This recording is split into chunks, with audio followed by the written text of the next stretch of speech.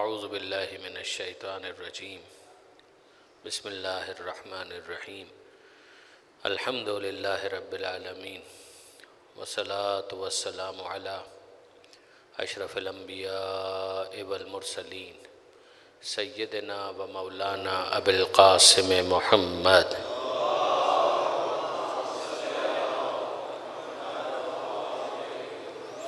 व अहले बैतिहि तय्यबीन ताहिरीन अल मासूमीन अल मज़लूमीन अल मुंतजबीन अल मुंतखबीन अल मयामीन ला सिय्यमा अल इमामिल मुंतज़र वल हुज्जति सानी अशर अल्लज़ीना अज़हबल्लाहु अन्हुमुर रिज्स व तहरहुम तत्हीरा।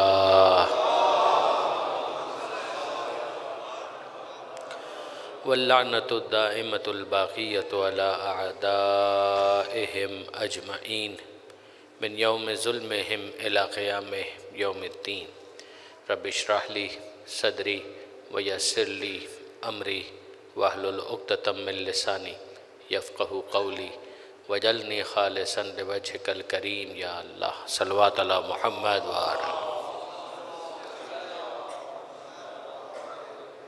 अम्मा बादु फ़क़द क़ालल्लाहु सुब्हानहु व तआला फ़िल क़ुरआनिल हकीम बिस्मिल्लाहिर रहमानिर रहीम ला तहसबन्नल्लज़ीना क़ुतिलू फ़ी सबीलिल्लाहि अमवाता बल अहयाउन इंद रब्बिहिम युरज़क़ून।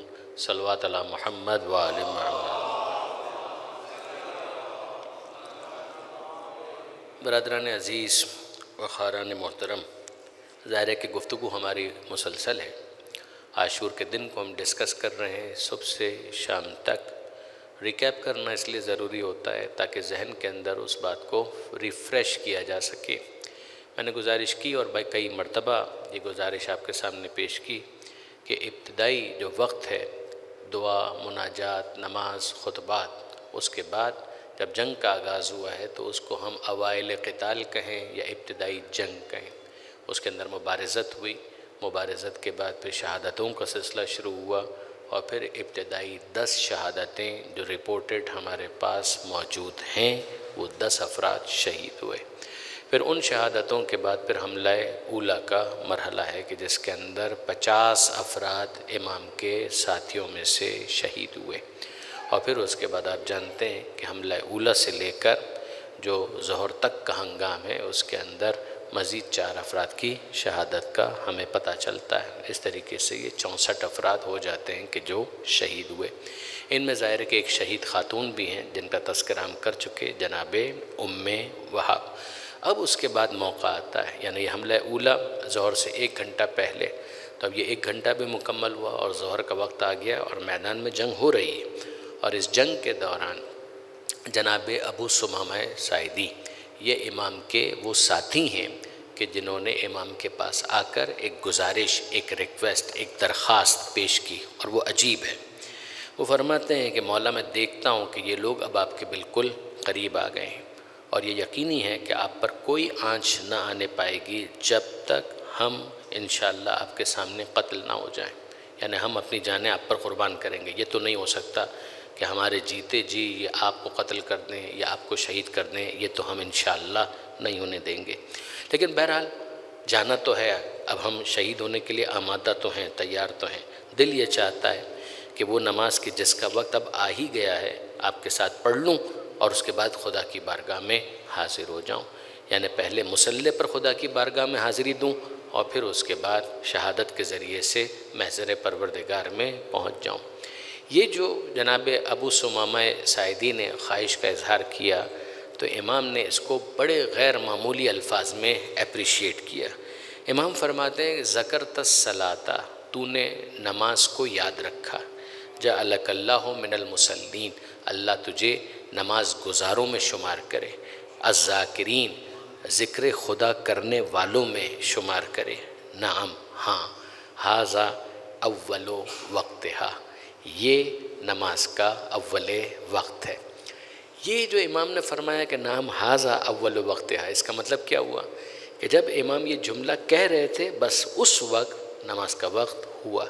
यानी उससे कुछ सेकंड्स पहले, मुमकिन है एक आध मिनट पहले, जनाब अबू सुमामा ने इमाम की खिदमत में ये ख्वाहिश और ये रिक्वेस्ट और ये दरख्वास्त पेश की, और जितनी देर में इमाम ने उनको अप्रिशिएट किया उतनी देर में नमाज का अव्वल वक्त हो गया और इमाम ने उसका ज़िक्र किया कि नाम हाजा अव्वल वक्त, हाँ ये है नमाज का अव्वल वक्त। अब यहाँ पर थोड़ी सी तवज्जो कीजिएगा, नमाज के जो औक़ात है ना, उनमें सबसे मुश्किल वक्त जज करना ज़ोहर का है, सबसे मुश्किल। यानी आप इसको इस तरीके से समझिए कि असर और इशा तो फ़िक़्ह अहले बैत के एतबार से मामला बड़ा सादा है कि ज़ोहर की नमाज़ पढ़ ली तो उसके बाद जवाज़ की हद तक तो आप असर की नमाज़ पढ़ ही सकते हैं, तो वो तो नमाज का वक्त हो जाता है। इशा की नमाज़, आपने मगरिब की नमाज़ पढ़ ली तो इशा का वक्त तो हो ही गया, आप नमाज जवाज़ की हद तक पढ़ तो सकते हैं, फजीलत अपनी जगह पर।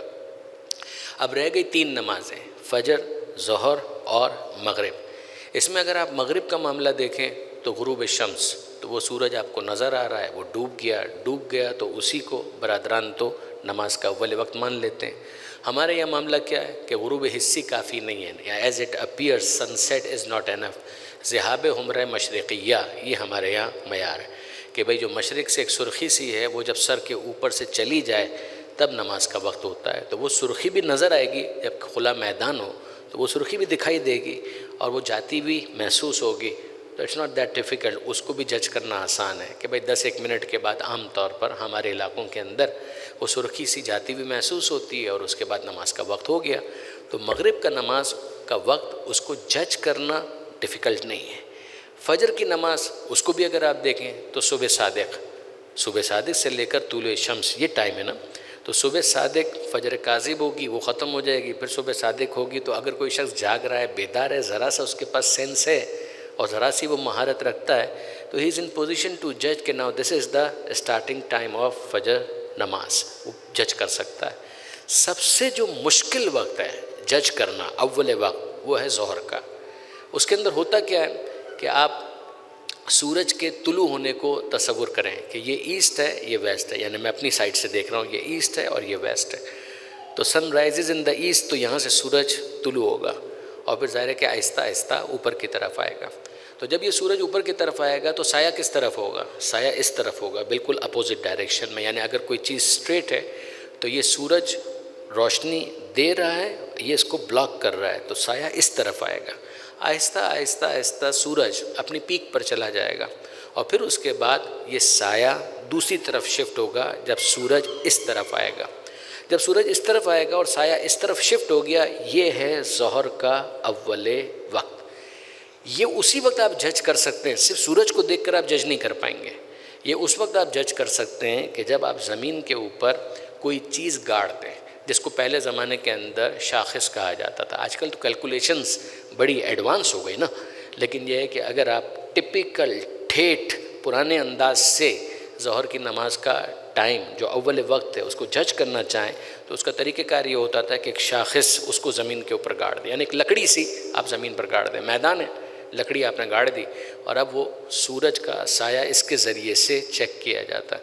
इस तरफ है, अभी टाइम नहीं हुआ, अब इधर सिमट रहा है, अभी टाइम नहीं हुआ, अब ये इस तरफ शिफ्ट हो गया, ये है ज़वाल। ज़वाल का मतलब क्या हुआ कि सूरज अपनी पीक पर आ गया था और अब नीचे की तरफ आना शुरू हुआ, साया इस तरफ शिफ्ट हो गया। ये हो गया ज़ोहर का अव्वले वक्त। ये तो आप सिर्फ सूरज को देखकर जज नहीं कर पाएंगे, कोई चीज़ होनी चाहिए ज़मीन के ऊपर, उसको देखें, साये को देखें, तब समझ में आएगा। ऐसे में अबू सुमामा साइदी मैदान में है, जंग कर रहे हैं। ऐसी जंग है कि जिसके अंदर चंद ही अफराद हैं और सामने हज़ारों का मजमा है, और उस दौरान वो आते हैं इमाम के पास और कहते हैं कि दिल ये चाहता है कि फ़र्ज़ंद रसूल बस नमाज का वक्त होने वाला है, आपके पीछे एक और नमाज पढ़कर फिर खुदा की बारगाह में हाज़िरी दें। अल्लामा सैयद अली नक़ी साहब ने इस बारे में फ़रमाया था कि वाक़अन ये गैर मामूली ताल्लुक़ याद खुदा के साथ कि इमाम की तालीमात पर अमल करते हुए एक शख्स मैदान में जंग कर रहा है, तो जंग के दौरान भी वो नमाज को नहीं भूल रहा कि ये मैं जंग कर क्यों रहा हूँ। अगर ये जंग क़ुर्बतन इलल्लाह है तो वो नमाज को जंग के मैदान में भी नहीं भूल रहा है। इसीलिए अगर आप अल्फाज फिर अब सुनिएगा इस पूरे बैकग्राउंड के बाद कि इमाम फरमाते ज़करत सला, तूने नमाज को याद रखा, जअलकल्लाहु मिनल मुसल्लीन, अल्लाह तुझे नमाज गुजारों में शुमार करे। अज़्ज़ाकिरीन, जो खुदा को याद रखने वाले हैं उनमें शुमार करें। नअम, हाँ, हाजा अव्वलो वक्त, हाँ, ये है नमाज का अव्वल वक्त। हुसैन इब्न अली भी सिर्फ सूरज को देख रहे हैं, अबू सुमामा वो भी सिर्फ सूरज को देख रहे हैं, कोई शाखिस नहीं है, मगर उसको देखकर जज करते हैं। वो कहते हैं होने वाला है, इमाम कहते हैं हाँ ये अव्वले वक्त है। अब उसका नतीजा क्या निकला? एक नतीजा तो बड़ा वाज़ेह हमको जो इस दुआ से समझ में आया कि अगर कोई हुसैन की दुआ लेना चाहता है तो उसे नमाज को फरामोश नहीं करना चाहिए। सीधी और साफ बात है। यानी मेरे जितने जवान यहाँ पर मौजूद हैं, मेरे बच्चे जो मौजूद हैं, ये आज की हद तक पैगाम लेकर जाएं, इस झगड़े को ख़त्म करें। ये कहाँ से आ गया आले मोहम्मद के मानने वालों में? हम हुसैन के मानने वाले हैं। मैं अल्लामा ही के अल्फाज आपके सामने अर्ज़ कर रहा हूँ, अल्लामा सैयद अली नक़ी साहब के। वो बहुत प्यारा जुमला इरशाद फरमाते थे कि हुसैन का मानने वाला है, कैसे मुमकिन है कि शिमर का खंजर याद रहे, हुसैन का सजदा याद ना रहे? ये कैसे हो सकता है कि शिमर का खंजर तो याद रहे, हुसैन का सजदा याद ना रहे? और मैं इसमें इजाफ़ा करता हूँ कि हमको शिमर का खंजर भी याद रखना है, हुसैन का सजदा भी याद रखना है। शिमर का खंजर याद रखना है तबर्रा के लिए, हुसैन का सजदा याद रखना है तवल्ला के लिए। दुरूद भेजिएगा मोहम्मद व आले मोहम्मद।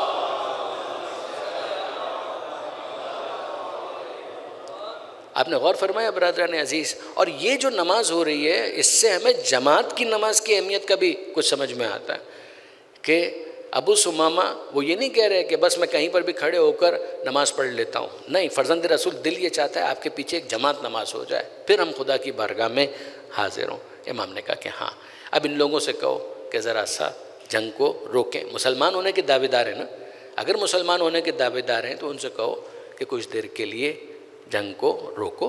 भाई तुम भी जो तुम्हारा तरीका है उसके मुताबिक तुम भी नमाज़ पढ़ लो, हम भी नमाज़ पढ़ लेते हैं। फिर उसके बाद लड़ना है तो लड़ लेना, और उसके बाद हम तो शहादत के लिए तैयार बैठें। तो इमाम की तरफ से ये पैगाम दिया गया। फिर ज़हन में रखिएगा, अभी नमाज हुई नहीं है, अभी नमाज के लिए एहतिमाम हो रहा है। अभी चंद शहादतें और होंगी, नमाज से पहले चंद शहादतें होंगी। केस ये हुआ कि जब यहाँ से वो पैगाम दिया गया कि भाई नमाज का वक्त हो गया है, जंग को रोकते हैं, तुम नमाज़ पढ़ो, हम भी नमाज़ पढ़ते हैं, तो वहाँ से हसीन बिन तमीम, जिसके लिए कल भी मैंने गुजारिश की थी, वही कादसिया वाला, वही जो उससे पहले भी लड़ चुका है, हमला उला के मौके पर जो तीर बारानी की गई थी उसको भी इसने लीड किया था। ये शख्स जो है, इसने एक इंतहाई बदतमीज़ी का जुमला कहा। अब जंग का मैदान है, अगर ये लोग इतने ही शरीफ होते तो फिर बात क्या थी? जब उनसे कहा गया कि रुको और नमाज़ पढ़ लेते हैं, तो वहाँ से जो जवाब आया वो ये था, हुसैन से कह दो उसकी नमाज कबूल नहीं है। ये जुमला हबीब इब्न मज़ाहिर ने सुना और बहुत जलाल में है। जनाब हबीब इब्न मज़ाहिर बहुत ज़्यादा गुस्से में आ गए और जलाल में आ गए। अल्फाज उनके ये हैं, ज़अमता अन्न सलात ला तुक़बल मिन आले रसूल, तेरा ये ख्याल है कि हुसैन की नमाज कबूल नहीं होगी, व तुक़बल मिन का या हिमार, ये बहुत कम होता है। इस करबला के वाक़े के अंदर भी अगर आप देखेंगे तो आपको तहज़ीब आले मोहम्मद में तो बहुत कम मिलेगा, तहज़ीब कुरान में बहुत कम मिलेगा। करबला के दिन आले मोहम्मद की तरफ से फिर भी लैंग्वेज का जो इस्तेमाल है ना, आपको बड़ा कैलकुलेटेड मिलेगा। मगर वन ऑफ द इंस्टेंसेस कि जिसमें बहुत ज़्यादा जलाल के आलम में जनाब हबीब इब्न मज़ाहिर ने, और हक़ है कि वो इसी तरीके से रिस्पॉन्ड करें, उन्होंने कहा तेरा ख्याल है कि हुसैन की नमाज़ कबूल नहीं होगी और तेरी नमाज़ कबूल होगी ए गधे या हिमार, ए हैवान, ये कहकर जनाब हबीब इब्न मज़ाहिर ने रिस्पॉन्ड किया। जब ये गुफ्तगू हो रही थी तो उन्होंने जंग नहीं रोकी और हसीन बिन तमीम ने हमला कर दिया हबीब इब्न मज़ाहिर पर। जनाब हबीब इब्न मज़ाहिर उस मौके पर आगे बढ़कर उसके घोड़े पर हमला आवर हुए, वो गिरा और गिरने के बाद फिर उसके साथ लड़ाई शुरू हुई, उसके साथी उसको बचा कर ले गए, मगर अब सब मिलकर हबीब इब्न मज़ाहिर से लड़ने लगे।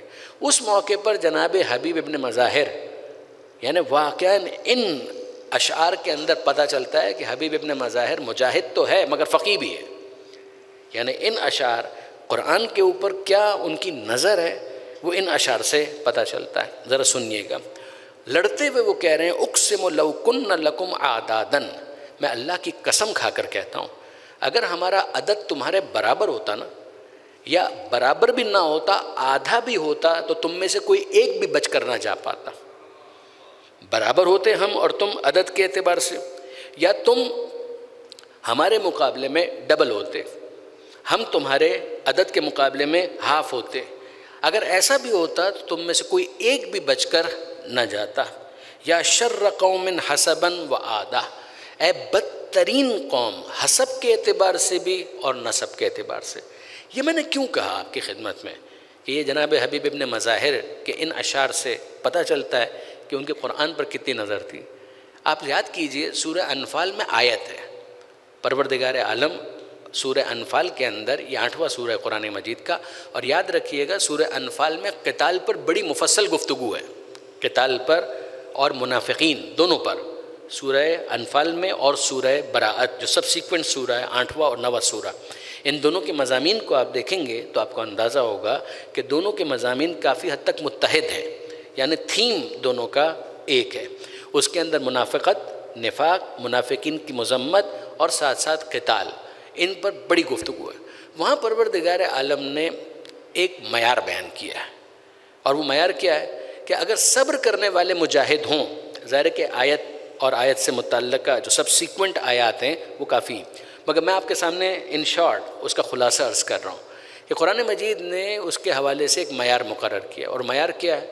वो मयार ये है कि अगर सब्र करने वाला एक मुजाहिद होगा तो उसको 10 से मुकाबला करना चाहिए, उसको 10 के ऊपर गालिब आना चाहिए। Every other thing constant, mark my words.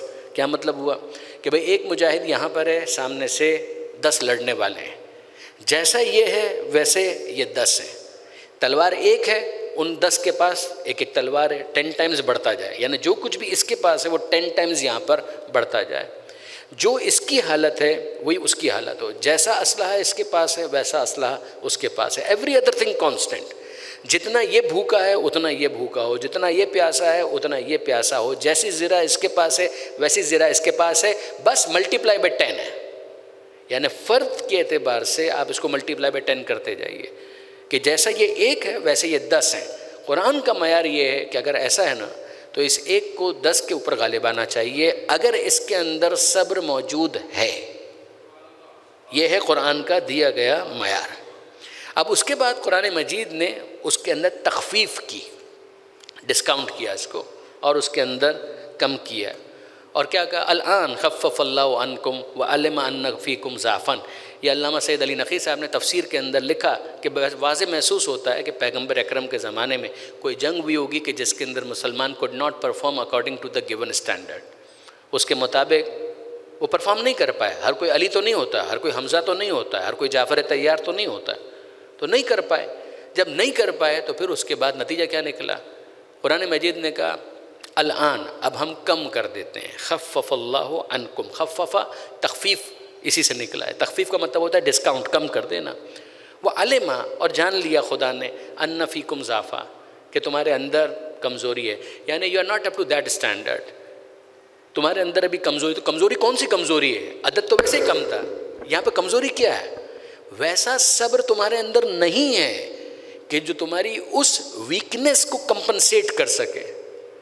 तुम्हारी उस वीकनेस को, जो मादी वीकनेस है, जो फिज़िकल फीचर्स के अंदर जो कमी है, तुम एक हो, सामने वाले 10 हैं, तुम उसके हवाले से सब्र के ज़रिए से कंपनसेट कर पाते, but you could not compensate because of this lacking. तुम्हारे अंदर कमज़ोरी पाई जाती है, तुम्हारे अंदर सब्र उस क्वालिटी का नहीं पाया जाता। तो हम क्या करते हैं? ख़फ़फ़ल्लाहु अन्कुम, तुम्हारे अंदर इस कमी की वजह से हम अपने स्टैंडर्ड को थोड़ा नीचे की तरफ लेकर आते हैं। अब उसके बाद कुरान ने क्या कहा कि भाई पहले हमने कहा था 1:10 अगर है, every other thing constant, just mayor the differences of number, तो तुमको गालिब आना चाहिए था। मगर अब हम ये कहते हैं कि अगर इतना नहीं भी है तो दिस इज़ बेयर मिनिमम, ये तो तुमको करना ही करना है। और वो क्या कि अगर एक हो तो 2 के ऊपर तो तुमको गालिब आना ही चाहिए, इससे कम एक्सेप्टेबल नहीं है। जैसे तुम हो वैसे दूसरे 2 सामने आ जाएं, जितने तुम भूखे हो उतने वो 2 भूखे हो, जितने तुम प्यासे हो उतने 2 वो प्यासे हो। जैसी तलवार तुम्हारे पास है वैसी 2 तलवारें हों, जैसी ज़रा तुम्हारे पास है वैसी 2 ज़िरे हों, जैसे घोड़े तुम्हारे पास हैं वैसे 2 घोड़े हों। अगर ऐसा है तो तुमको कम से कम इसके ऊपर गालिब आना चाहिए, इससे कम एक्सेप्टेबल नहीं है। आपने गौर फरमाया? अब हबीब इब्न मज़ाहिर के अशार सुनिए वापस। हबीब इब्न मज़ाहिर कहते हैं उक़सिमु, मैं कसम खाकर कहता हूँ, लौ कुन्न लकुम आदादन, कि अगर तुम्हारा और हमारा अदद बराबर होता ना तो सवाल ही पैदा नहीं होता है कि तुम हमारे ऊपर गालिब आ जाते। अगर तुम हमसे आधे भी होते तो भी मुतमईन रहो कि हम तुमको पछाड़ देते, तुम में से कोई एक भी बचकर नहीं जाता, जबकि एवरी अदर थिंग कांस्टेंट नहीं है,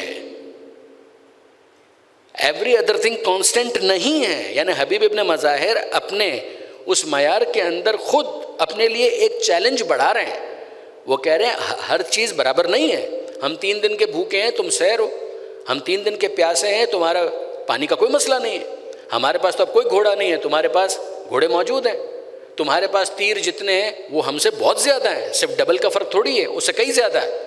ये जनाब हबीब इब्न मज़ाहिर ने कहा। लेकिन इंसाफ की बात मैं आपसे अर्ज़ करूँ कि वो जो पहला स्टैंडर्ड था ना कुरान का, हबीब उससे भी आगे चले गए। हबीब ने जो कसम खाकर बात की थी वो तो ये थी, बराबर होते या हम तुमसे आधे भी होते तो तुम में से कोई एक भी बचकर ना जाता, अगरचे दूसरे फीचर्स के अंदर इतना फ़र्क आ गया।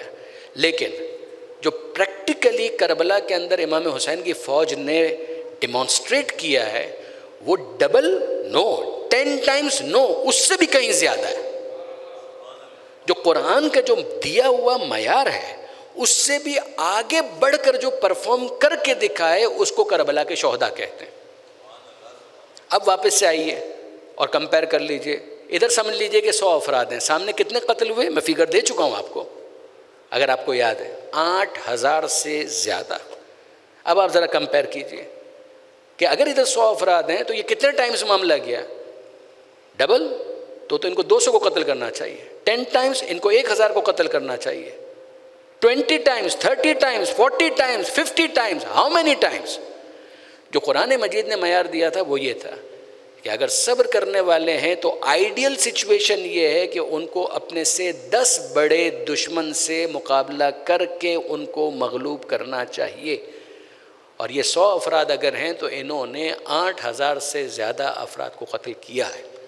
तो जनाब हबीब इब्न मज़ाहिर और करबला के शोहदा ने कुरान मजीद की तवक्को से, खुदा की तवक्को से बढ़कर, जो डिमांड थी उससे बहुत बढ़कर परफॉर्म करके दिखाया। यहाँ पर जनाब हबीब इब्न मज़ाहिर के बाकी 3 जो अशार हैं ना उनको भी सुनिएगा। अना हबीब व अबी मुज़ाहिर, मेरा नाम हबीब है, मेरा बाप मुज़ाहिर था, फ़ारिस व हैजा व हरबिन तसअर, मैं हूँ मैदान का घोड़ा दौड़ाने वाला शहसवार। जब मैदान में जंग के शोले भड़कते हैं तो मैं भाग नहीं जाता, मैं आगे बढ़ बढ़कर हमला करता हूँ। अंतुम अअद्दु उद्दतन व अक्सर, तुम वो हो कि सामान्य जंग तुम्हारे पास ज़्यादा है, तुम्हारा अदद भी ज़्यादा है, सामान्य जंग भी तुम्हारे पास ज़्यादा है, मगर वो चीज़ जो हमारे पास ज़्यादा है वो हम तुमको बताते हैं। सामान्य जंग तुम्हारे पास ज़्यादा है, अदद तुम्हारे पास ज़्यादा है, वफ़ा हमारे पास ज़्यादा है, सब्र हमारे पास ज़्यादा है। व नहनु आला हुज्जतन, तुम अपने अदद पर नाज करते हो तो करते रहो, मगर दलील की बुनियाद पर जब हमसे बात करोगे तो तुम कहीं स्टैंड नहीं कर पाओगे। वह अज़हर हक़्क़न, हक़ जितना हमारे लिए ज़ाहिर है तुम उसका सोच भी नहीं सकते। वह अतक़ा मिनकुम व आज़र, तुम अपने दुनिया के लिए लड़ने वाले हो, तक़वा की बुनियाद पर अगर कोई लड़ने वाला है तो हुसैन इब्न अली के ग्रोह में आकर देखो, यहाँ पर तुमको नज़र आएगा कि जो तक़वा के साथ मैदान जंग के अंदर मुजाहिदत कर रहा है। ये जनाब हबीब इब्न मज़ाहिर गुफ्तगू फरमा रहे थे और मैदान के अंदर ये जंग हो रही है।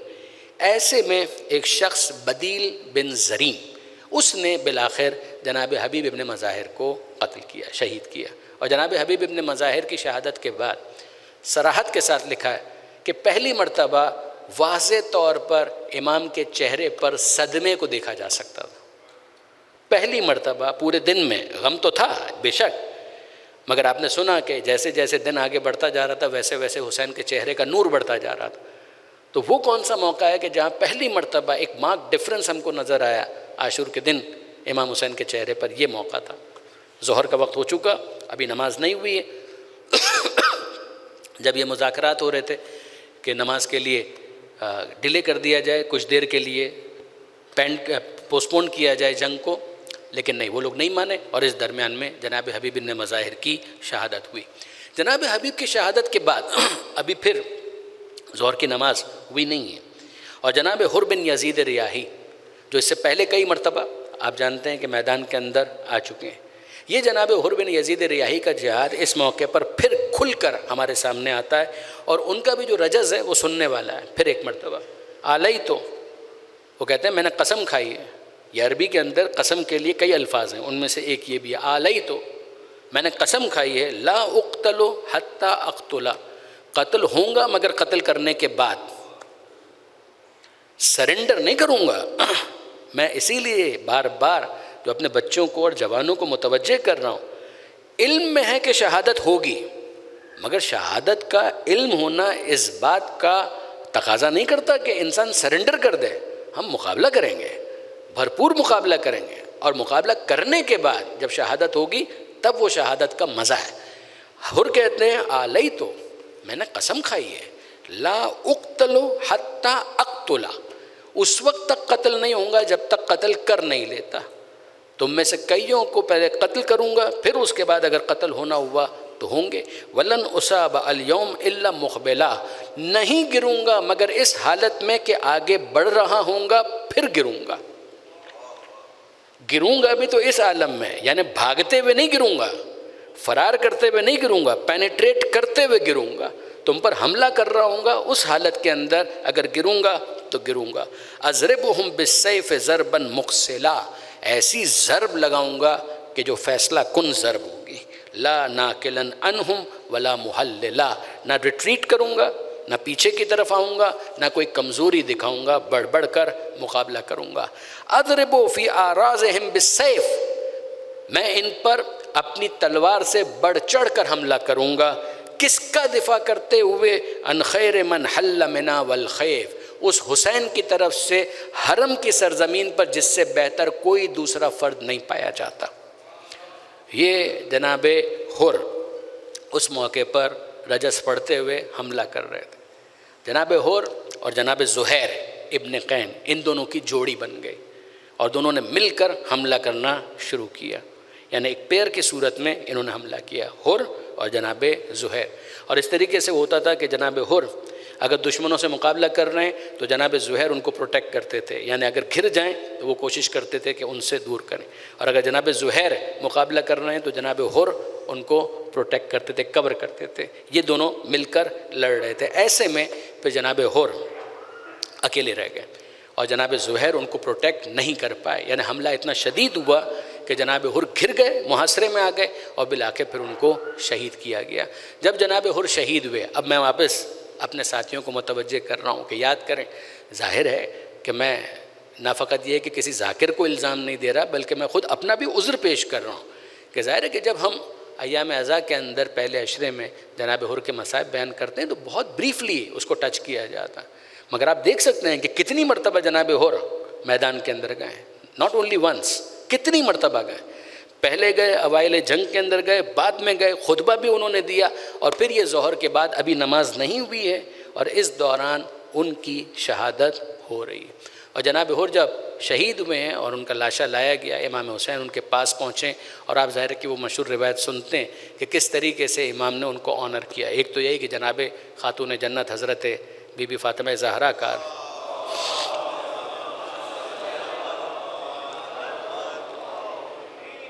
सैयदा का रुमाल उनकी पेशानी के ऊपर बांधा गया, जो मशहूर रिवायत है।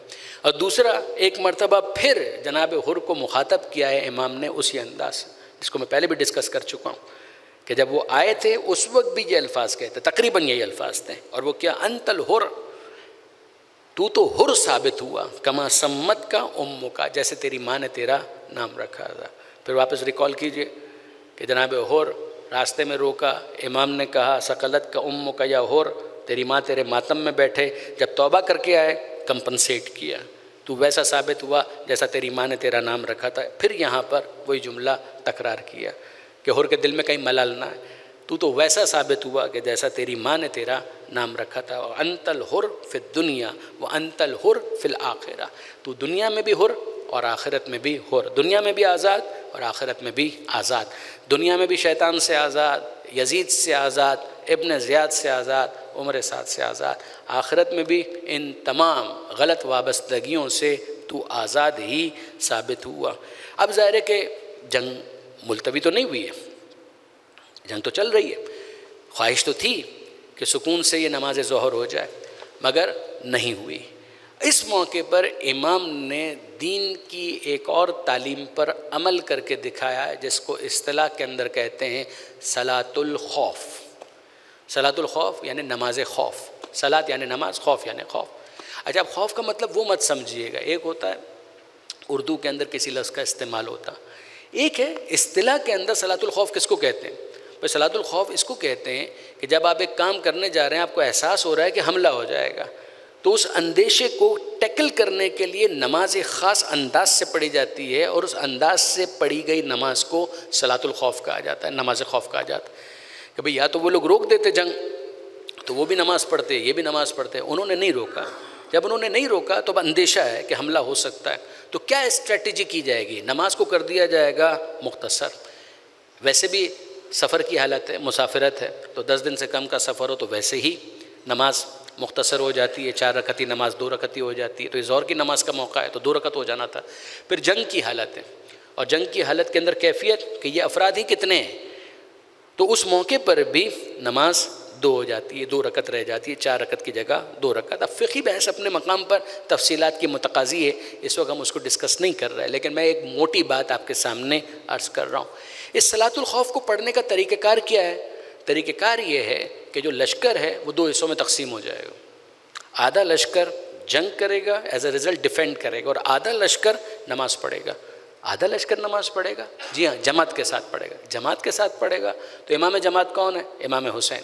वो इमाम जमात नमाज को किस तरीके से पढ़ाएंगे, पहली रकत पढ़ाएंगे, और पहली रकत पढ़ाने के बाद जो पीछे नमाजी नमाज पढ़ रहे हैं वो दूसरी रकत फुरादा पढ़ेंगे और तेज़ी के साथ पढ़ेंगे। नमाज तो ये क्विकली होगी, लेकिन ये कि पहली रकत ये पढ़ेंगे जमात के साथ, फिर उसके बाद पेश इमाम कुछ तवक्कुफ़ करेगा, और ये जो पीछे अफराद मौजूद हैं वो क्विकली अपनी दूसरी रकत को मुकम्मल करेंगे, and they will go there, replace करेंगे उन डिफेंडेंट्स को कि जो डिफेंड कर रहे थे, और वो इस वक्त पीछे आएंगे और इस दूसरी रकत के अंदर जमात में शरीक हो जाएंगे।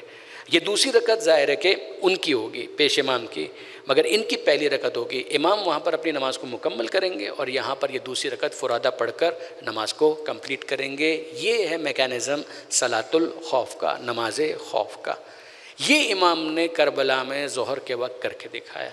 अब इसके अंदर जो नुमाया तरीन नाम है वो 2 हैं, इसलिए कि अगर आप देखें ना, यहाँ पर सामने हज़ारों हैं और यहाँ पर अब रह कितने गए, चंद अफराद रह गए।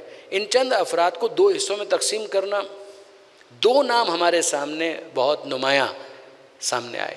एक है जनाबे सईद बिन अब्दुल्ला और दूसरे हैं जनाबे ज़ुहैर इब्ने कैन। अगेन ज़ुहैर इब्ने कैन का रोल आप देखिए, कितनी मरतबा इनका जिक्र आया। मैंने गुजारिश की मैमना, मैसरा, हबीब इब्ने मज़ाहिर, ज़ुहैर इब्ने कैन। कितनी मरतबा हबीब गए मैदान के अंदर, कितनी मरतबा ज़ुहैर गए मैदान के अंदर। हुर के साथ अभी आपने सुना कि मिलकर भी जनाब ज़ुहैर इब्ने कैन जंग कर रहे थे, और अब इस मौके पर सईद के साथ मिलकर, यानी इनका पेयर है सईद और जनाब ज़ुहैर। और अल्लामा मजलिसी ने जो सराहत की है वो अल्फाज भी मैं आपके सामने पढ़ देता हूँ। अल्लामा मजलिसी ने कहा कि इन पूरे जितने भी लोग थे उनको 2 हिस्सों में तकसीम किया। लीड कर रहे थे सईद और ज़ुहैर डिफेंड करने के लिए। अल्फाज हैं, फ़क़ाल अल हुसैन, इमाम हुसैन ने कहा ले ज़ुहैर इब्ने कैन व सईद इब्ने अब्दुल्ला, ज़ुहैर से और सईद से कहा तक़द्दमा, तुम दोनों आगे खड़े हो जाओ, अमामी, मेरे आगे खड़े हो जाओ, हत्ता उसल्ली ज़ोहरा, यहाँ तक कि मैं ज़ोहर की नमाज़ पढ़ूँ। फ़तक़द्दमा अमामा, तो ये दोनों खड़े हो गए आगे। फ़ी नहव मिन निस्फ़ अस्हाबिही, आधे साथियों के साथ, यानी देवर लीडिंग और बाकी आधे साथी भी उनके साथ मौजूद थे। हत्ता सल्ला बिहिम सलातल खौफ, यहाँ तक कि बाकी आधों के साथ इमाम ने नमाज को पढ़ा, और फिर ज़ाहिर है कि सलातुल खौफ के जो मैकेनिज़्म है उसके मुताबिक दूसरी रकत में उन्होंने इमाम को ज्वाइन किया। जब ये नमाज हो रही थी तो उस मौके पर तीर तो चल रहे थे, सामने तो बड़ा बेशरम दुश्मन है ना, बेहया दुश्मन है, वो तीर चला रहा है। और तीर जब चल रहे थे तो सबसे जो नुमाया नाम इसमें हमारे सामने आया इसलिए कि हदफ इमाम हुसैन है। तो महसूस ये होता है कि इमाम हुसैन के बिल्कुल सामने जो शख्सियत खड़ी हुई थी तीरों को अपने सीने पर लेने के लिए, वो थे सईद इब्ने अब्दुल्ला हनफी। ये थे इमाम के वो मुजाहिद कि जो इस मौके पर शहीद हुए। 13 तीर उनके सीने पर मौजूद थे। और ये अजीब बात है, यानी वाक़ई ऐसा लग रहा था कि कंट्रोल तो ख़त्म हो चुका है, एनी टाइम ये कोलैप्स कर जाएंगे, गिर जाएंगे। पता नहीं कैसे इन्होंने अपने आप को काबू में रखा कि जैसे ही इमाम ने कहा अस्सलामु अलैकुम व रहमतुल्लाह और सईद गिरे, उस वक्त तक इन्होंने अपने आप को संभाले रखा। सईद बिन अब्दुल्ला ये इस तरह से गिरे, और जब गिरे तो इमाम ने करीब आकर उनका सर अपने जानों पर रखा, तो आंखें खोली उन्होंने और इमाम को देखा और देख कर बस इतना पूछते हैं, हल वफ़ई तो यब्ना रसूल, फ़र्जंद रसूल मुझे बस इतना बता दीजिए, मैं गद्दार तो नहीं हूँ ना, मैंने वफ़ादारी का मुज़ाहरा किया। यानी कमाल है कि वो जाते जाते जो सनद मांग रहा है वो वफ़ा की सनद मांग रहा है। फ़र्जंद रसूल बस इतना बता दीजिए, मैंने वफ़ादारी का मुज़ाहरा किया।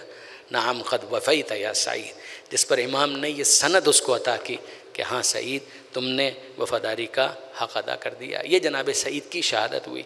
अभी जनाब ज़ुहैर उनकी शहादत होती है। जनाब ज़ुहैर फिर लड़ने लगे मैदान में, जनाब ज़ुहैर फिर बढ़ चढ़ कर मुकाबला कर रहे हैं, हमले कर रहे हैं। और उनके भी अल्फाज सुनिए, अना ज़ुहैर व अना इब्नुल कैन, मैं हूँ ज़ुहैर कैन का बेटा, अज़ूदुहुम बिस्सैफ़ अन हुसैन, मैं दिफा करूँगा अपनी तलवार से, किसका? हुसैन का। और फिर ये कहते कहते कहते कहते जनाब ज़ुहैर इब्न कैन भी शहीद हुए। उनके कातिलों के नाम हैं कसीर बिन अब्दुल्ला शाबी और महाजिर बिन औस। ये महाजिर बिन औस वही है कि जिसका जनाब हुर के साथ आपने मुकालमा सुना था कि जब उसने ये कहा था, कोई मुझसे ये कहता कि सबसे ज़्यादा बहादुर कौन है तो मैं तेरा नाम लेता, ये क्या तेरी कैफियत है? जिस पर जनाब हुर ने जो कहा था, मैं अपने आप को जन्नत और जहन्नम के दरमियान पाता हूँ और मैं जहन्नम की आग पर सब्र नहीं कर सकता। और फिर उसके बाद अपने घोड़े को चाबुक लगाया और तेज़ी के साथ आ गए इमाम हुसैन की तरफ। ये वही महाजिर बिन औस है कि जिसने बिल आखिर जनाब ज़ुहैर इब्न कैन को कत्ल किया। ये है बरादरान अज़ीज़ नमाज ज़ोहर तक का मामला। अब जैसे ज़ोहर के बाद ही अगर आप देखें तो सईद भी ज़ोहर के बाद शहीद हुए। इसी तरीके से जनाब ज़ुहैर इब्न कैन ये भी ज़ोहर के बाद शहीद हुए हैं। नमाज ज़ोहर अब हो चुकी है, मगर अब बिल्कुल नमाज ज़ोहर से ये मुत्तसिल 2 शहादतें और फिर उसके फ़ौरन बाद इमाम के जो साथी हैं उनको नज़र आ रहा है कि अब ये जंग ज़ाहिर है कि बिल्कुल इख्तिताम की तरफ है। मैमना और मैसरा इसके जो हमारे लीडर्स थे, हबीब वो भी शहीद हो चुके हैं, ज़ुहैर भी शहीद हो चुके हैं। अब सिर्फ कल्बे लश्कर पर अलमदार हज़रत अबुल फ़ज़ल अब्बास है। तो जनाब अब्बास अब राइट विंग लेफ़्ट विंग जितना भी है उस पूरी मुख्तसर सी फ़ौज को अब डायरेक्ट लीड कर रहे हैं जनाब अबुल फ़ज़ल अब्बास। और ऐसे में हमारे सामने फिर इस मुजाहिद का तज़किरा आया जिसका पहला हमला आप सुन चुके हैं, नाफ़े इब्ने हिलाल जमली। आपके जहन में होगा अवाइल जंग के अंदर, इब्तदाई जंग के अंदर हमला ऊला से भी पहले जनाब नाफ़े का हम जिक्र कर चुके हैं। ये इब्तदाई मुबारज़ीन में शामिल हैं। और यहाँ पर फिर एक मरतबा इनका तज़किरा आता है कि नाफ़े इब्न हिलाल जो तीर अंदाज़ी में बहुत माहिर थे, बल्कि जो तीर उसकी जो सूफार जिसको कहा जाता है, नौच, उसके ऊपर उन्होंने अपना नाम लिखा हुआ था। जनाब नाफ़े इब्न हिलाल जमली उन्होंने अपने नाम लिखे हुए थे और वो तीर उन्होंने जहर में बुझाए हुए थे। इनका ख़ास फ़न या इनकी ख़ास जो महारत थी वो यही थी कि वो तीर अंदाज़ी बहुत बेहतरीन किया करते थे। तो उन्होंने मैदान में जाकर ऑफकोर्स इमाम से इजाज़त लेकर फिर एक मरतबा अपना वही रजस पढ़ा जो आप पहले सुन चुके हैं। और कौन सा रजस? अनल जमली, मैं हूँ जमली, अना अला दीन अली, मैं जमली हूँ और दीन अली पर हूँ, सुन लो मुझसे, मेरा दीन अली का दीन है। ये कहकर उन्होंने हमला किया और हमला किया और तीर भी फेंकते जाते हैं, तलवार से भी लड़ते जाते हैं। 12 अफराद को कत्ल किया।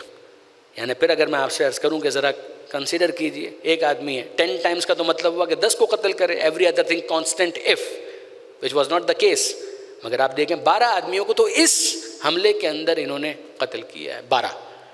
और फिर उसके बाद इनको गिरफ़्तार किया शिमर ने, इस हालत में कि इनके दोनों बाजू टूट चुके थे, हड्डियाँ यानी कट नहीं चुके थे, टूट चुके थे, हड्डियाँ उसकी फ्रैक्चर हो चुकी थी। और इस हालत में कि उनके सर से खून बह रहा था, उनसे बाकायदा जब गिरफ़्तार करके लाया गया, इनको शिमर लेकर आया उमर साद के पास, तो उमर साद ने ये कहा, नाफे ये तुमने अपने नफ्स के साथ क्या सलूक किया है ना। फिर मैं आपसे कह रहा हूँ, एक होता है तलवार का वार, तलवार का ज़ख़म, एक होता है ज़बान का ज़ख़म।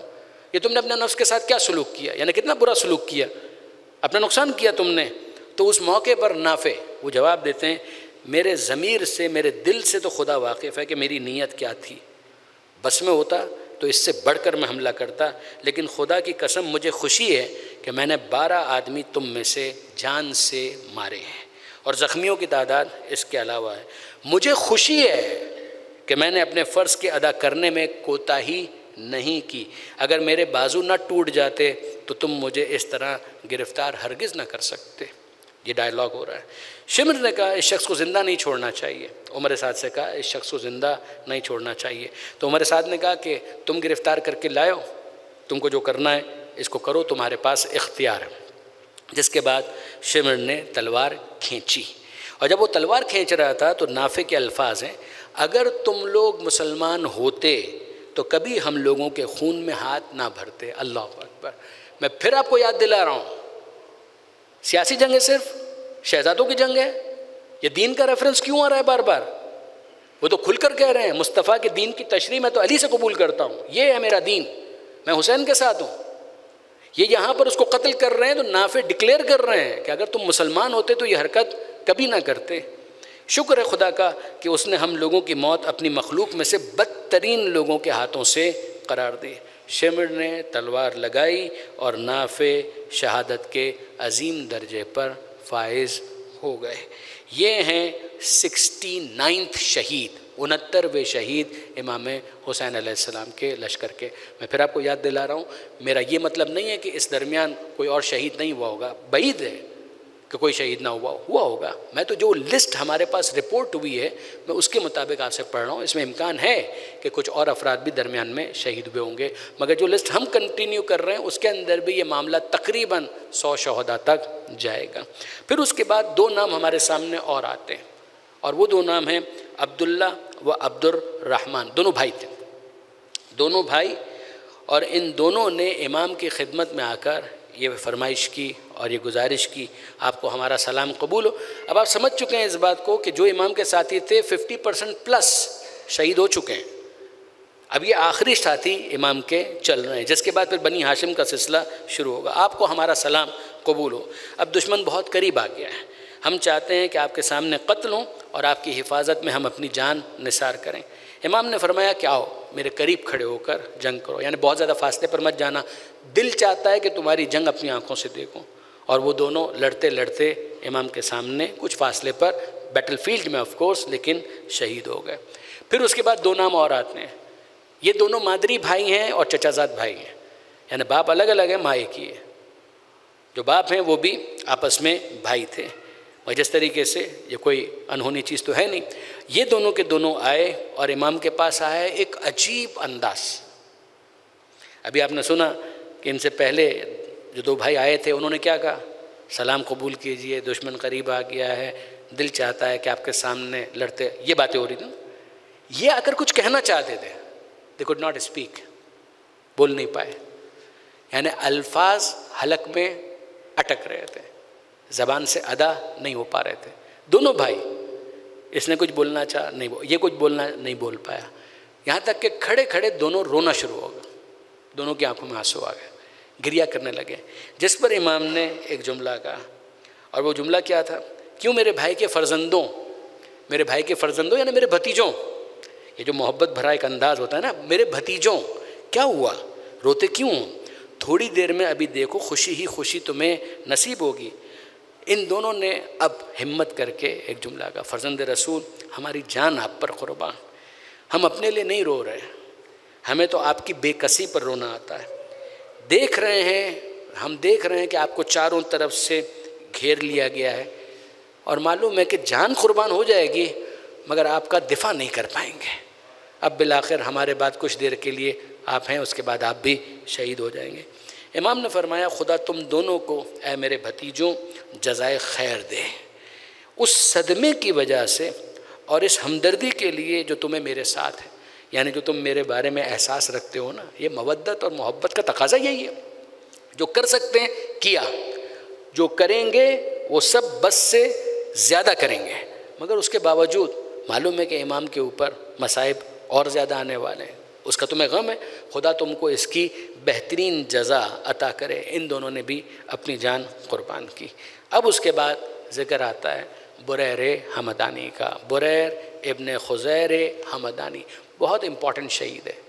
यानी ये वो शख्सियत है कि जिनका नाम आपने यकीनन सुना होगा, बच्चों ने भी सुना होगा, जवानों ने भी सुना होगा, बुजुर्गान ने तो सभी के नाम सुने होंगे, लेकिन ये कि बहरहाल इनका नाम तकरीबन सभी ने सुना होता है। जो मशहूर इमाम के साथी हैं उनके अंदर इनका तस्करा भी आता है, बुरैर हमदानी। इनके बारे में एक बहस है कि इनकी शहादत का मौका ये है या अवाइल जंग में।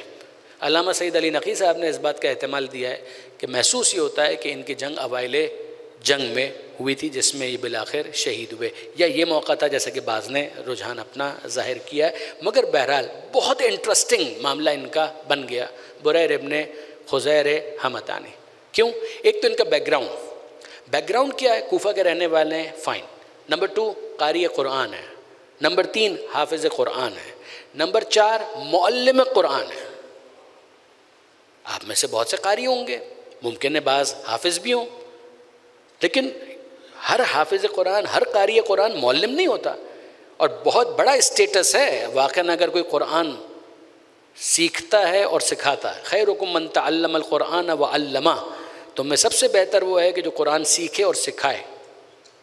कुरान की तालीम बहुत इम्पॉर्टेंट है, पढ़ना सिखाना, तजवीद, फिर उसके बाद कुरान मजीद के मतलब मफ़ाहीम दूसरों को बताना, उसके पैगाम को दूसरों तक पहुँचाना का गैर मामूली परवरदिगार आलम ने, पैगम्बर अकरम ने, मासूमीन ने उसको ग्लोरीफाई किया बहुत बहुत ज़्यादा।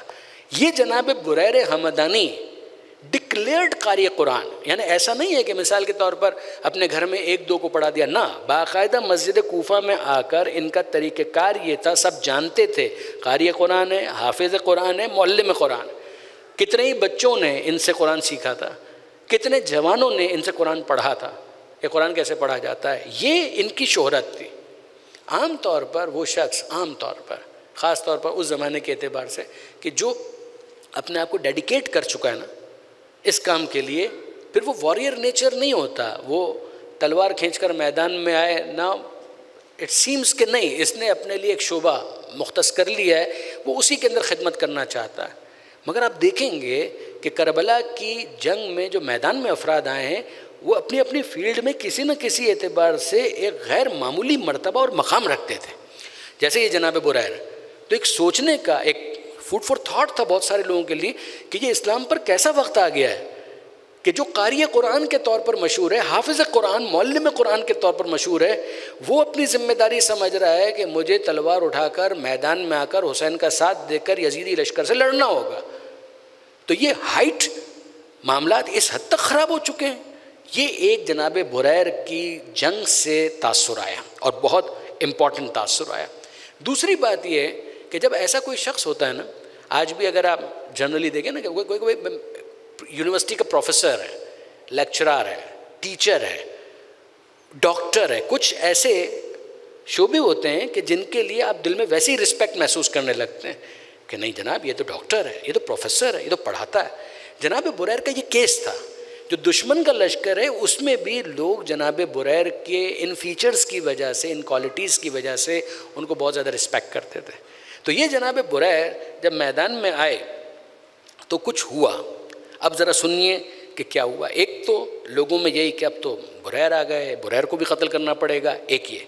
फिर उस दौरान एक मुकालमा हुआ। ये मुकालमा बड़ा अजीब है, मुबाहिला। जैसे ही मैं कहूँ मुबाहिला, आपके जहन में क्या आएगा? 9 हिजरी 24 ज़िलहज्जा, नसारा नजरान, फमन हाज्जका फ़ीहि मिन बादि मा जाअका मिनल इल्म, यही फ़कुल तआलौ नदउ अब्नाअना व अब्नाकुम व निसाअना व निसाकुम व अनफुसना व अनफुसकुम सुम्मा नब्तहिल फ़नजअल लानतल्लाहि अलल काज़िबीन। आयत आपको याद है?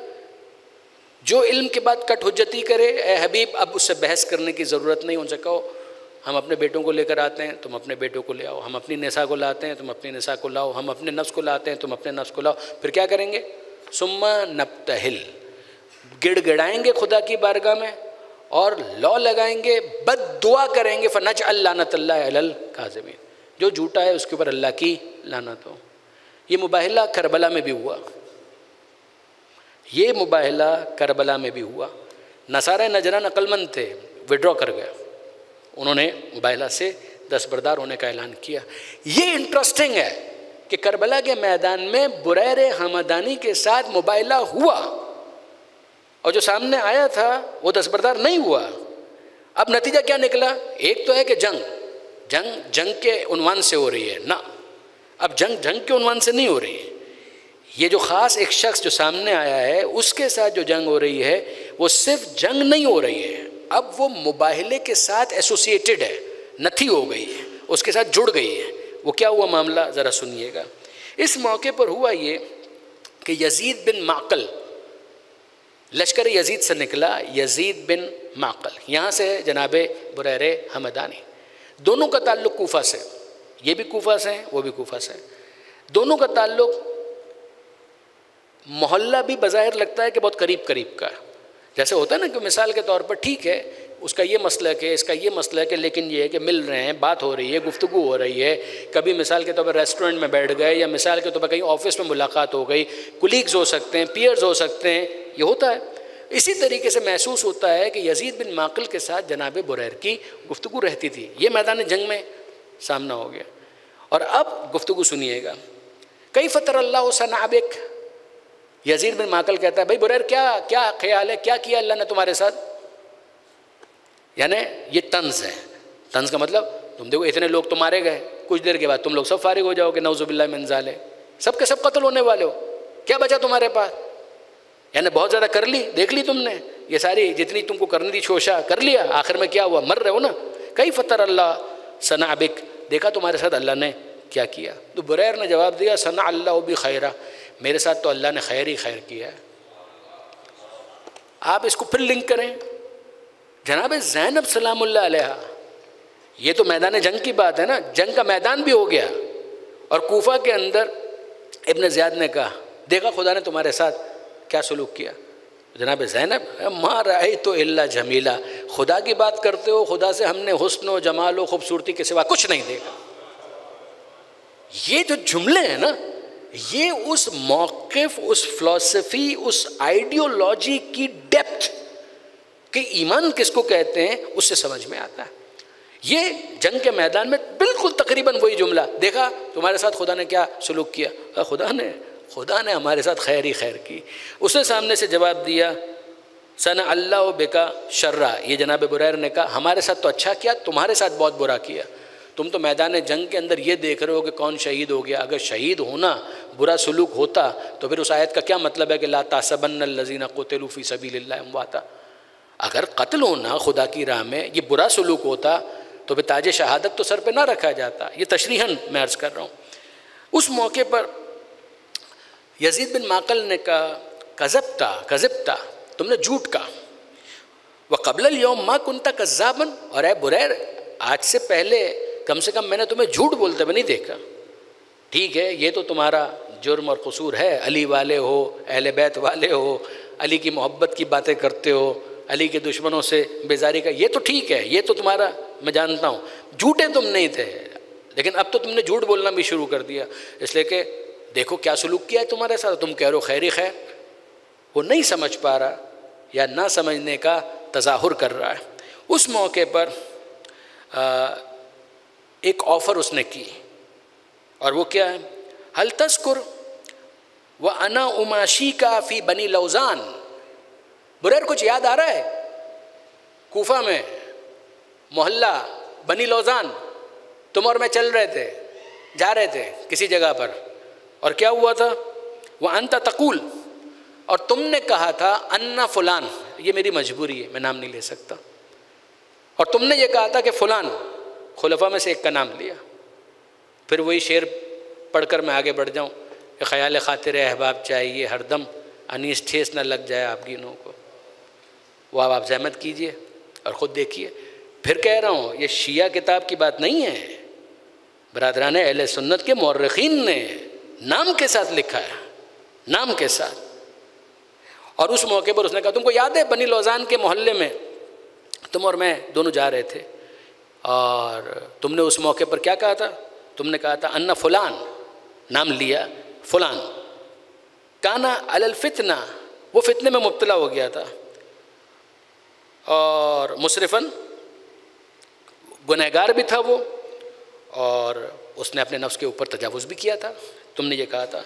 फिर उसके बाद वह अन्ना फुलानन ज़ाल व मुज़िल, और दूसरे के बारे में तुमने ये कहा, अमीर शाम का जिक्र हो रहा है, उसका नाम लिया कि उनके बारे में तुमने ये कहा था कि वो ख़ुद भी गुमराह है और दूसरों को भी गुमराह करता है। उनके बारे में कहा कि उसने तजावुज़ किया, वो गुनहगार था, और इसके बारे में तुमने ये कहा कि ख़ुद भी गुमराह था और दूसरों को भी गुमराह करता है, याद है। और साथ ही साथ तुमने क्या कहा था, एक और जुमला भी तुमने कहा था, और वो क्या कहा था, वह अन्ना इमामुल हुदा वल हक़ अली इब्न अबी तालिब।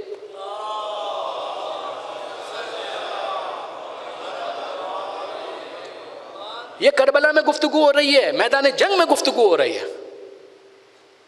गुफ्तगू क्या है, तुमने ये भी कहा था हिदायत का इमाम अली है, हक़ का इमाम अली है, इमामुल हुदा वल हक़ अली इब्न अबी तालिब, याद है तुमको, तुमने ये कहा था। तो जनाब बुरैर कहते हैं अशहदु अन्ना हाज़ा राई व कौली, मैं आज भी गवाही देता हूँ यही मेरा नज़रिया है, यही मेरा जुमला है, यही मेरा ईमान है, मैं आज भी यही बात कहता हूँ, उसमें कोई फ़र्क नहीं आया। हाज़ा राई व कौली, यही राय है, यही मेरा कौल है। जब जनाब बुरैर ने यह कहा तो यजीद बिन माकल कहता है मैं तो तुमको गुमराह समझता हूँ, अशहदु अन्नका मिनज़्ज़ालिमीन, मैं तुमको गुमराह समझता हूँ। मैं फिर आपको याद दिला रहा हूँ, ये सिर्फ शहजादों की जंग हो रही है जिसमें यह गुफ्तगू है, जिसमें ये बातें हो रही हैं। वो कह रहा है मैं अली के दीन पर हूँ, सामने वाला कह रहा है मैं तुझको गुमराह समझता हूँ, और वो जिसको गुमराह समझ रहा है वो हुसैन के साथ है। अली वाला होना उसके नज़दीक गुमराही है, और आप ये कह रहे हैं कि अली के शियों ने हुसैन को कत्ल कर दिया। खुदा के वास्ते कोई ऐसी बात तो करें कि जिसके अंदर कुछ सेंस हो, या तो पढ़े बगैर सारी बातें हो रही हैं, इंसाफ करें। यहाँ हुसैन के साथ जो है वो कह रहा है मैं अली के दीन पर हूँ, यही मेरी राय है, यही मेरा कौल है। वो सामने वाला कह रहा है अगर ये तेरी राय है तो तू गुमराह है, और वो जो तू दूसरों को गुमराह समझता है इस वजह से भी तू गुमराह है। वो कह रहा है जो कत्ल करने आया है वो ये कह रहा है, जो हुसैन के साथ है वो ये कह रहा है। अली वाला कौन है, अली का मुखालिफ कौन है? तवज्जो कीजिएगा, किसी वजह से मैं इतने इसरार के साथ ये बात गुजारिश कर रहा हूँ। बदबख्ती और बदकिस्मती है कि कैसे चीज़ों को ट्विस्ट किया जाता है। तो इस मौके पर उसने कहा हल लका फ़उबाहिलुका, क्या तुम इसके लिए राज़ी हो कि हम मुबाइला करें? बुरैर ने ऑफ़र किया कि क्या तुम इसके लिए राज़ी हो कि हम मुबाइला करें। यानी अब ये जंग सिर्फ जंग नहीं होगी, तुम्हारी और मेरी जो तलवार चलेगी फिर सिर्फ जंग नहीं होगी, ये मुबाहिला के साथ नथी हो जाएगा मामला। क्या उसके लिए तुम राज़ी हो? उसने कहा ठीक है, मैं इसके लिए राज़ी हूँ, और हमारी दुआ ये होगी वल्नदउल्लाह अय्यल अनिल काज़िब व अय्यक़्तुल मुब्तिल, कि जो झूठा हो उसके ऊपर लानत, और साथ ही साथ उसको खुदा कत्ल करवा दे। अब ये जंग सिर्फ जंग नहीं रही, दोनों ने दुआ मांगी, हाथों को बुलंद किया, और अब उसका नतीजा क्या है कि मैदान के अंदर जो दूसरे अफराद हैं वो सब के सब अपनी नज़रें जमा कर बैठ गए कि अब क्या होता है। और इसके बारे में सराहत है कि एक बार उसने किया, एक बार बुरैर ने किया। जब उसने वार किया बुरैर को कोई ज़ख्म नहीं आया, और जैसे ही जनाब बुरैर ने वार किया है उसका सर कट्टा चला गया और वो उसी मौके पर कत्ल हो गया। क्या इसके नतीजे में हक्कानियत वाज़े हो गई? ऑफ कोर्स वाज़े हो गई। कितनों ने फ्लोर क्रॉस किया, हर एक के नसीब में हुर बनना नहीं होता बरादरान अज़ीज़, ये बात याद रखिएगा।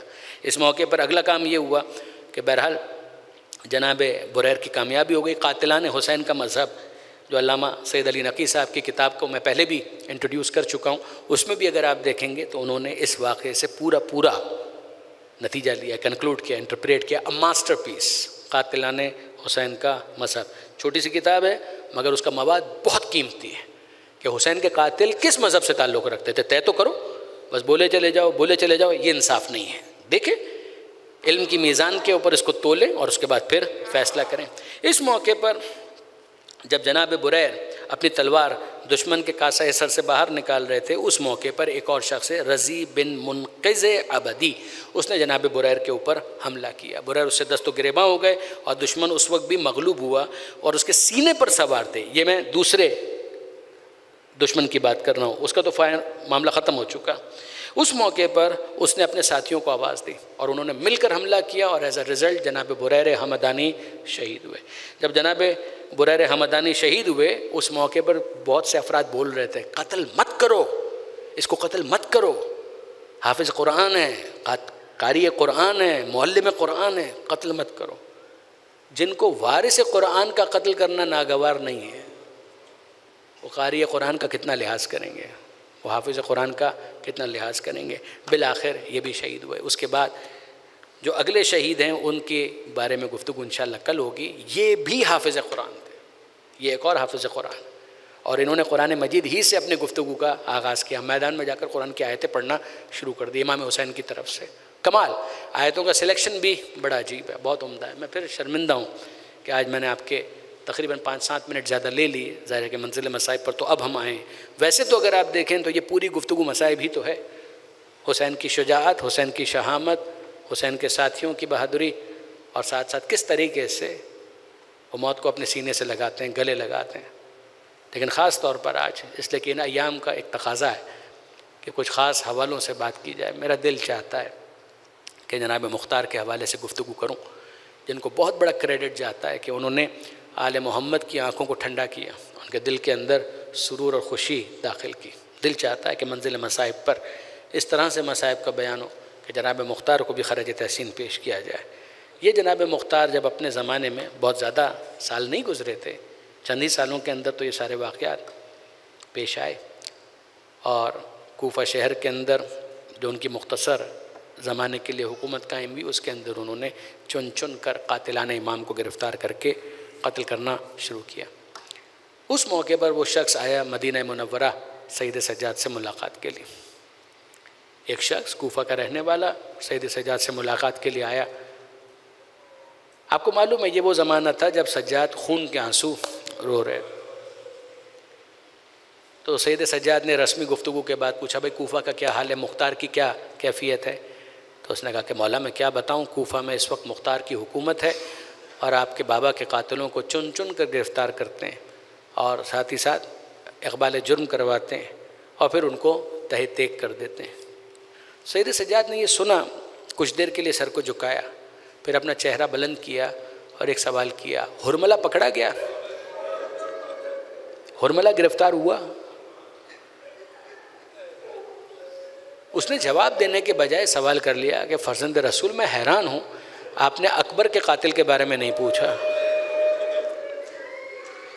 आपने अब्बास के कातिल के बारे में नहीं पूछा, हद यह है कि ख़ुद आपने अपने बाबा के कातिल के बारे में भी नहीं पूछा। आपने पूछा तो उस शशमाहे के कातिल के बारे में पूछा, असगर के कातिल के बारे में पूछा।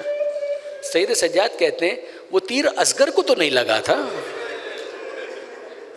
तुम्हारा क्या ख्याल है, वो तीर असगर को लगा था? वो तीर असगर को नहीं लगा था, वो तीर हम आले मोहम्मद के दिल के पार हो गया। हम उस मासूम शशमाहे को और उसके खून को फरामोश नहीं कर सकते। उसने कहा नहीं मौला, अब तक हुरमला तो नहीं पकड़ा गया। बहुत कम है तहज़ीब आले मोहम्मद में किसी को बद्दुआ देना, मगर उस मौके पर सैयद सज्जाद ने हुरमला को बद्दुआ दी। और जब ये शख्स पलट कर कूफा वापस आया तो वहाँ पर दरबार मुख्तार में जब गया तो उसने एक अजीब मंजर देखा कि हुरमला को गिरफ़्तार करके लाया जा रहा था। हुरमला को गिरफ़्तार देखा, सज्जाद की बद्दुआ याद आई और उसकी ज़बान पर नारे तकबीर बुलंद हो गया, अल्लाहु अकबर। मुख्तार हुरमला को देख रहे थे, अचानक अपनी तवज्जो की कि खुदा की किबरियाई में कोई शुबा नहीं है, मगर इस वक्त नारे तकबीर बुलंद करने की कोई ख़ास वजह? तो उसने कहा अमीर मैं क्या बताऊँ, मैं अभी मदीना मुनव्वरा की ज़ियारतों से वापस आया हूँ, वहाँ पर मेरी मुलाकात सैयद सज्जाद से हुई, आपके बारे में पूछा, मैंने उनको बताया, उन्होंने किसी के बारे में नहीं पूछा कि वो गिरफ़्तार हुआ या नहीं, सिर्फ़ और सिर्फ इस हुरमला के बारे में पूछा। और जब मैंने कहा कि नहीं अब तक गिरफ़्तार नहीं हुआ तो बद्दुआ दी। यहाँ मैं आया और मैंने हुरमला को गिरफ़्तार देखा, मैं ख़ुद पर अपने जज्बात पर काबू नहीं रख पाया और मैंने नारे तकबीर बुलंद कर दिया। इतना सुनकर जनाब मुख्तार की आंखों में आंसू आ गए और अब हुरमला से कहा, हुरमला बता तूने करबला में क्या किया? हुरमला हाथों को जोड़कर कहता है अमीर जो सज़ा देनी है दे दे, अगर मुझे कत्ल करना है तो मुझे कत्ल कर दे, मगर मुझसे ये मत पूछ कि मैंने करबला में क्या किया। कहा नहीं, तुझे बताना तो पड़ेगा कि तूने करबला में क्या किया था। और अब उर्मिला कहता है अमीर मेरे पास 7 तीर थे जिनमें से 4 निशाने पर नहीं लगे, बस 3 तीर थे जो निशाने पर लगे। कहा बता तूने पहला तीर किस पर चलाया। कहा अमीर ये वो वक्त था जब अब्बास मशके सकीना को भरकर खैमों की तरफ जा रहे थे। अब्बास के दोनों बाजू कलम हो चुके थे, मगर अब्बास का हौसला बुलंद था। अब्बास किसी के काबू में नहीं आ पा रहे थे। ऐसे में मुझसे उमर साद ने कहा, ए हुरमला, ये मश्क खैमों तक नहीं जानी चाहिए। मैंने तीर कमान में जोड़ा और जब उसको रिहा किया, मश्क छिदी, पानी बहा और फिर अब्बास घोड़े पर ठहर नहीं सके। अब्बास ज़मीन करबला पर गिरे। का बता कि तूने दूसरा तीर किस पर चलाया। उसने दूसरे तीर को स्किप कर दिया, वो आखिरी तीर पर चला गया और कहने लगा अमीर ये तीर उस वक्त चलाया जब गरीब ज़हरा जुलजना पर डगमगा रहा था। हुसैन ज़ख्मी थे, सरतपा, मगर गिर नहीं रहे थे। उमर साद ने मुझसे कहा कुछ ऐसा कर कि हुसैन जुलजना की पुष्प पर ठहर ना सके। मैंने तीर कमान में झोड़ा और वो तीर जाकर पेवस्त हुआ हुसैन की पेशानी में। ज़ख्मी हुसैन की पेशानी फटी और उसके नतीजे में खून का फव्वारा बुलंद हुआ और फिर उसके बाद हुसैन पुश्ते फ़रस पर रुक ना सके, ज़मीन पर गिरे। और अब मुख्तार पूछते हैं बता कि तूने तीसरा तीर किस पर चलाया। कहा अमीर मुझे माफ़ कर दे, इस तीसरे तीर के बारे में मुझसे मत बोल। कहा बताना पड़ेगा कि तूने ये तीर किस पर चलाया। कहा अमीर ये वो वक्त था जब बच्चा बाप के हाथ पर था और हुसैन ये कह रहे थे इसकी माँ का दूध तक खुश्क हो चुका है, आगे बढ़कर इसको पानी पिलाओ। जब किसी ने पानी ना दिया तो हुसैन ने बच्चे को ज़मीन पर लिटा दिया, समझते हो बच्चे के बहाने मैं पी लूँगा, आगे बढ़कर खुद पानी पिलाओ। जब किसी ने नहीं पानी पिलाया, जलती ज़मीन से असगर को अपने हाथों पर फिर बुलंद किया और कहने लगे बेटा तुम भी तो हुज्जत खुदा के फर्जंद हो ना, बताओ कितने प्यासे हो। बच्चे ने अपना रुख किया दुश्मन की तरफ, सूखी ज़बान सूखे होंठों पर फिरा रहे, हुज्जत तमाम की, लश्कर में तलातों का उमर साद ने हुक्म दिया या हुरमला इक्ता कलामल हुसैन, ए हुरमला कलाम हुसैन को कता कर दे। मैंने 3 भाल का तीर कमान में जोड़ा जो घोड़े की गर्दन को तोड़ने के लिए इस्तेमाल होता है। कहाँ घोड़े की गर्दन, कहाँ असगर का नन्ना नरम गला, और मैंने तीर रिहा किया। मुख्तार पूछते हैं फिर क्या हुआ। वह तक़ल्लब सबिय्यु अला यदयिल इमाम, वो बच्चा बाप के हाथ पर मुनक़लिब हो गया। हुसैन ने असगर के खून को चिल्लू में लेकर अपने चेहरे पर मल लिया। हाकदा अलकी जद्दी अलका जद्दी रसूल अल्लाह, मैं इसी तरह अपने नाना मुस्तफ़ा से मुलाकात करूँगा। इन्ना लिल्लाहि व इन्ना इलैहि राजिऊन। अला लानतुल्लाहि अला ज़ालिमीन व सयअलमुल लज़ीना ज़लमू अय्या मुनक़लिबिन यनक़लिबून। अजरुकुम अलल्लाह। बारिला इस कलील तवस्सुल को कबूल फरमा, इन आवाज़ों पर रहम फरमा, इन आंसुओं को जनाब सैयदा के रुमाल में जगह अता फरमा। हाज़रीन बानियान मुंतज़मीन की दुआओं को मुस्तजाब फरमा। हुसैन के सदक़े में बीमारों को शिफा अता फरमा, बेरोज़गारों को रिज़्क़ हलाल अता फरमा, जो बे औलाद हैं औलाद साले अता फरमा, जो साहिबान औलाद हैं तरबियत की तौफ़ीक़ अता फरमा। अज़ादारी अज़ादारों अज़ाख़ानों की हिफाजत फरमा। पारा चनार के मोमिनीन की मदद और नुसरत फरमा। मालिक तुझे वास्ता मोहम्मद वाले मोहम्मद का पाकिस्तान की हिफाजत फरमा। पाकिस्तान को हर किस्म की दाखिली खारजी परेशानियों से महफूज फरमा। आले मोहम्मद के मानने वाले चाहने वाले जहाँ कहीं भी हैं उनकी जान माल इज़्ज़त व आबरू की हिफाजत फरमा। ज़माने के इमाम के ज़हूर में ताजील फरमा, हमें उनके आवान व अंसार में शुमार फरमा। रब्बना तक़ब्बल मिन्ना इन्नका अंतस समीउल अलीम व तुब अलैना इन्नका अंतत तव्वाबुर रहीम। मातम हुसैन।